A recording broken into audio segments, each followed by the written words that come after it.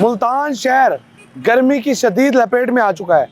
दर्जा हरारत में बतदरीज इजाफा हो रहा है। आइंदा हफ्ते दर्जा हरारत 45 डिग्री सेंटीग्रेड को छू जाएगा। हीट वेव का अंदेशा जाहिर किया गया है।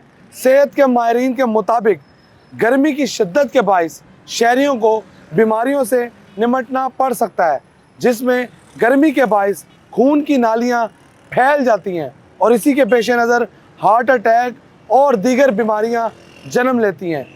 हीट वेव के बाइस शहरियों को सर में चकराव, मतली और इसके साथ साथ दीगर बीमारियों से लड़ना पड़ सकता है।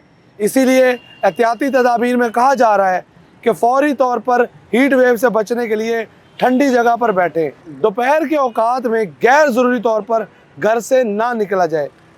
सर को ढांपा जाए, हल्के रंग के कपड़े पहने जाएं ताकि गर्मी की शिद्दत में कमी वाक़ई हो सके। इसके साथ साथ महकमा मौसमियात के मुताबिक आइंदा हफ्ते जो दर्जा हरारत है उसमें बतदरीज इजाफा होगा, जो 45 डिग्री सेंटीग्रेड तक पहुंच जाएगा।